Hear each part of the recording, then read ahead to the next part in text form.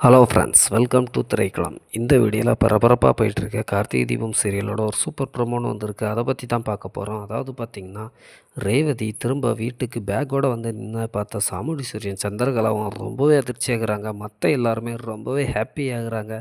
அந்த நேரம் சந்திரகலாவும் சாமுண்டீஸ்வரியும் அதிர்ச்சியா, "என்ன ரேவதி திரும்ப வந்துட்ட? நீ ஏர்போர்ட்டில் ஃப்ளைட்லலாம் போயிட்டு இருந்த, எப்படி திரும்ப வந்தேன்னு?" கேட்கும்போது, "ஃப்ளைட்டு எமர்ஜென்சி காரணமாக கீழே இறக்கிட்டாங்க, நான் வீட்டுக்கு வந்துட்டேன், ஃப்ளைட்டு கேன்சல் ஆகிட்டு" அப்படின்னு சொன்ன உடனே சந்திரகலாவும் சாமுண்டீஸ்வரியும் ரொம்பவே அப்செட் ஆகுறாங்க. என்னடா இவளை எப்படியாவது பிரித்து அனுப்பிடலான்னு பார்த்தா, ஆனால் இவ என்னடான்னா இங்கே வந்து நிற்கிறா அப்படின்னு சொல்லிட்டு.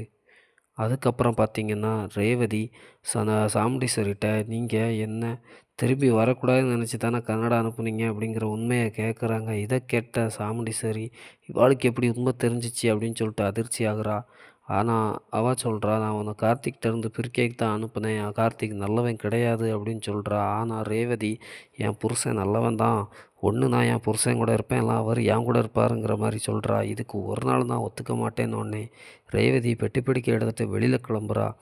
ஆனா, சாமுண்டீஸ்வரி எப்பவுமே செய்கிற அந்த ட்ரிக், அதாவது துப்பாக்கிய தூக்கி தலையில வச்சுட்டு, "நீ வெளியில போனா நான் சுட்டுக்குவேன்னு" சொன்ன உடனே, ரேவதி ஒரு வார்த்தை சொன்னா பாருங்க, "தாராளமா சுட்டு சாவுங்க" அப்படிங்கிற மாரி சொல்ட்டாங்க. இத கேட்ட சாமுண்டீஸ்வரி ரொம்பவே கடுப்பாயிட்டாங்க. "என்னடா நம்ம மிரட்டினாலும் கேட்கவே மாட்டேங்கிறா, இவ கார்த்திக் கூட சேர்றதுல தான் நிற்கிறா" அப்படின்னு சொல்லிட்டு.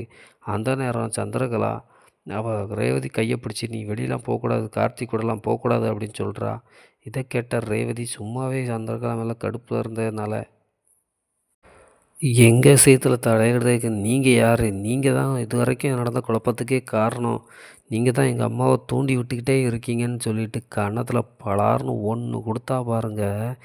எம்மா சந்திரகலாவே சாமுண்டீஸ்வரியும் ரொம்பவே அதிர்ச்சி ஆகிட்டாங்க. ஆனா மயில் வாகனம் ரோகிணி, ராஜராஜன் எல்லாருமே ஹாப்பி எனர்ஜி. அதே தான் அவங்க ரேவதி அடித்ததை பார்த்து, "ரேவதி பொண்ணு அவன் மாப்பிள்ளை கூட இருக்க போயிட்டா" அப்படின்னு சொல்லிட்டு சந்தோஷப்படுறாரு ராஜராஜன். சாமுண்டீஸ்வரிக்கு என்ன பண்ணுறதுன்னே தெரில.